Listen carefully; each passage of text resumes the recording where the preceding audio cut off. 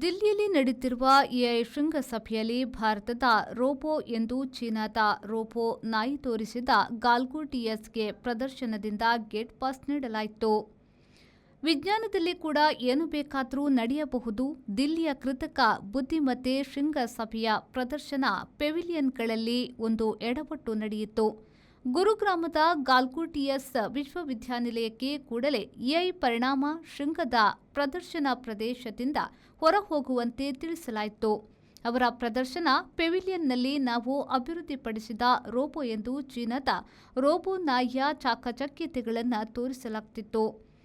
ಚೀನಾದ robotic company ಯುನಿಟ್ರಿಯವರ ಯುನಿಟ್ರಿ ಜಿವೋ 2 robo ನಾಯಿ ಸದಾ ಸಿದ್ಧವಾಗಿ ಮಾರುಕಟ್ಟೆಯಲ್ಲಿ ಸಿಗುತ್ತಿದೆ. ಈಗಾಗಲೇ ಅದು ಬಹುತೇಕ ದೇಶಗಳಲ್ಲಿ ಜನಪ್ರಿಯವಾಗಿದೆ. ಈ ರೋಬೋ ನಾಯಿಗಳ ಬೆಲೆ ಅದರ ಕಾರ್ಯಕ್ಷಮತೆಗೆ ತಕ್ಕಂತೆ 2 ಲಕ್ಷದಿಂದ 3 ಲಕ್ಷ ರೂಪಾಯಿಗೆ ಸಿಗುತ್ತದೆ. ಆ ರೋಬೋ ನಾಯಿಯನ್ನ ಓರಿಯನ್ ಎಂದು ಪ್ರದರ್ಶಿಸಿದ ವಿಡಿಯೋ ವೈರಲ್ ಆಗಿದೆ. ಗಾಲ್ಗುಟಿಯಸ್ ವಿಶ್ವವಿದ್ಯಾನಿಲಯದ ಎಕ್ಸಲೆಂಟ್ ಕೇಂದ್ರವು ಓರಿಯನ್ ರೋಬೋ ಅಭಿವೃದ್ಧಿಪಡಿಸಿದೆ ಎಂದು ಸುಳ್ಳು ಹೇಳಲಾಗಿತ್ತು. ಇಷ್ಟೆಲ್ಲ ಆದ ಮೇಲೆ ವಿದ್ಯಾರ್ಥಿಗಳಿಗೆ ಕಲಿಸಲೆಂದೇ ಯುನಿಟ್ರಿ ನಾಯಿ ರೋಬೋ ತರಿಸಲಾಗಿತ್ತು.